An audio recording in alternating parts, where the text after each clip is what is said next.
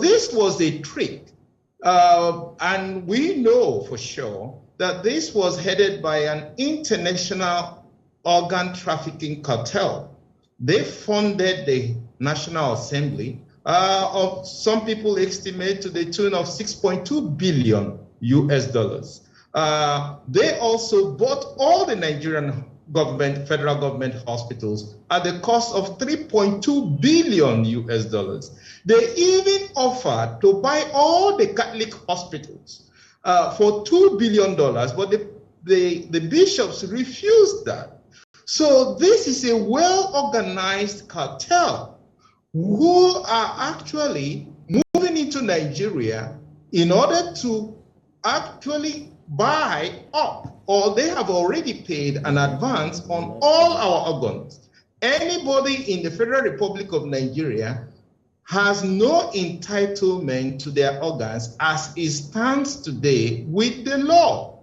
And we know this for sure, that these are billionaires from the United States who funded this organ trafficking cartel to take the organs of Nigerians.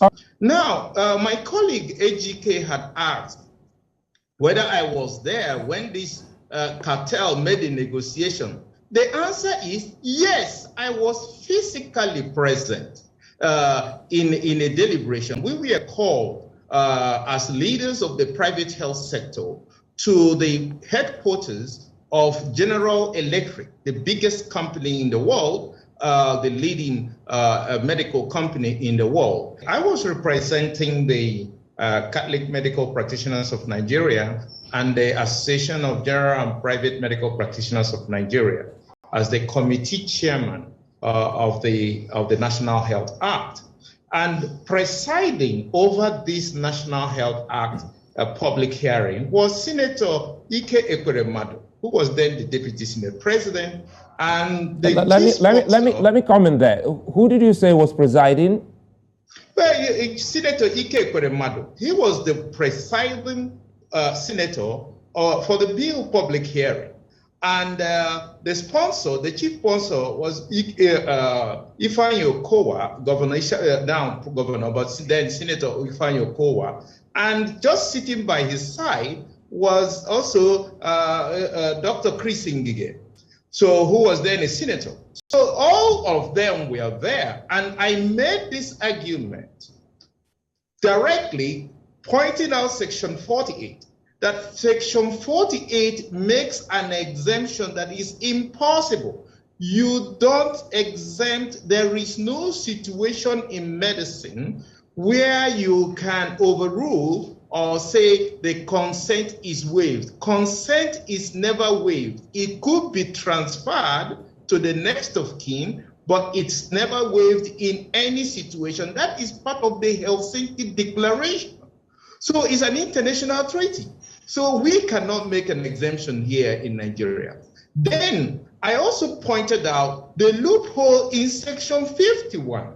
You cannot have the medical practitioner or the medical director of a hospital be the one to authorize that an organ is taken from someone to be given to another person. So it is wrong. You can't give what you don't have. That's a legal principle. Then I pointed out in Section 53 that it is also when you say reasonable cost for reimbursement of reasonable payments.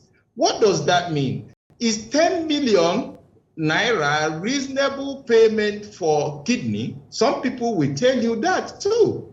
So you actually legalized the sale of organs in Section 53. Now, my colleague AGK had asked whether I was there when this cartel made the negotiation. The answer is yes, I was physically present in a deliberation. We were called as leaders of the private health sector to the headquarters of General Electric, the biggest company in the world, the leading medical company in the world. And we were told that Bill Gates offered them $2 billion US to build 260 hospitals in Nigeria. So they want us to name our price so that we can be paid off, so we will leave the entire medical system, so that we will not be practicing medicine, we will not be practicing pharmacy, we will not be practicing laboratory science. In Nigeria, no Nigerian will be in the medical profession. And we should just name our price so we will be compensated for. We couldn't believe ourselves. Why would anyone do a thing like that? This was done. I was present. It's not somebody told me. I was physically present before the executives of a General Electric with a number of other Nigerians in the health sector, in pharmacy, in laboratory sciences. And there were executives of GE from their headquarters in New York. This is the first time it's happening in the history of humanity. Nothing like this has ever happened. And I warned Ike Ekwurummadu before the Senate, and Nigerians there will bear me witness, and many of them still remember. I told Ike Ekwurummadu before the entire public hearing that he will be the first victim of this law he's standing for.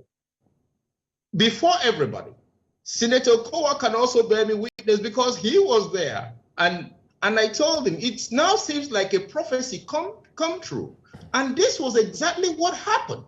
That the Senate of the Federal Republic of Nigeria sold the entire organs of the Nigerian people, even when they knew that this was the situation. And that is very, very, very bad on us as a whole nation.